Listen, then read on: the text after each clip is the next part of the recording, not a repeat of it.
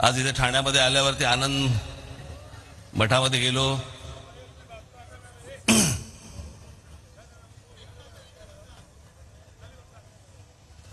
आणि त्या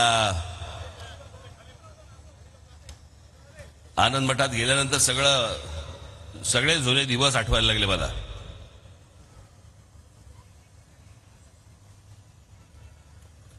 माझे आणि आनंद दिघेंचे एक वेगळ्या प्रकारचे एक मैत्रीपूर्ण संबंध होते.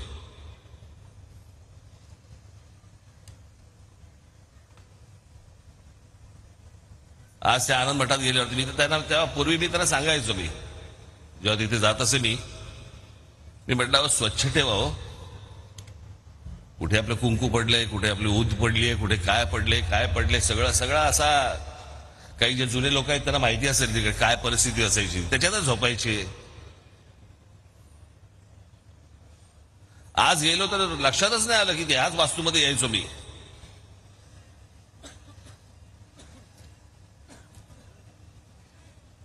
पण त्यांच्याबरोबर तेव्हा ठाणं फिरताना पण मजा यायची. टुमदार होतं ठाणं.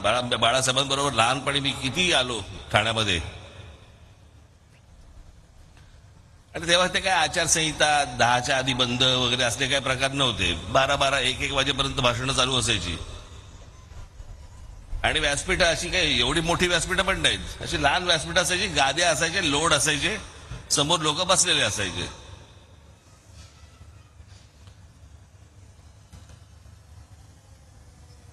आणि मध्ये रात्री उशीर झाल्यावर ते दव पडणं, गाद्या त्या सगळ्या लोड ओले होणं, सगळं ते व्यासपीठ सगळं अख्खं ओलं असायचं. सगळे ते हार पडलेले असायचे.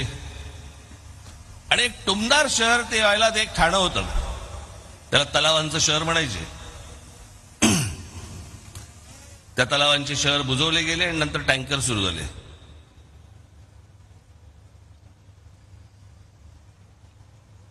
आपलं पुणा काय, मुंबई काय, ठाणा काय. आता म्हणजे मी असं काय फार लांब म्हणत नाहीये,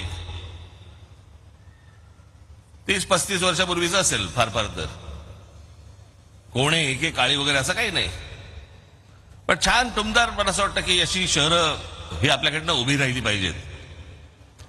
आता या इमारती सगळ्या बाजूनी उभ्या राहत आहेत, कॉन्क्रीट जंगल्स उभी राहत आहेत.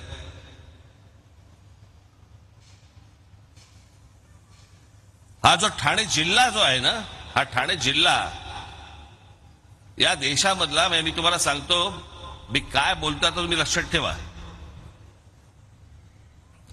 आज ही ठाणे लोकसभा कल्याण लोकसभेची संयुक्त ही सभा आहे.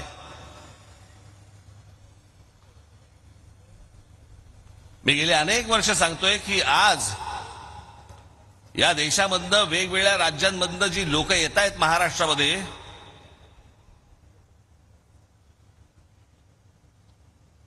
तुम्ही कितीही काम करा, कितीही रस्ते बांधा, कितीही पूल बांधा, कितीही काही करा, पण जोपर्यंत हे बाहेरचे लोंढे जोपर्यंत थांबणार नाहीत, तोपर्यंत तुम्ही कितीही विकास केलात तरी या शहरांमध्ये काहीही घडू शकणार नाही.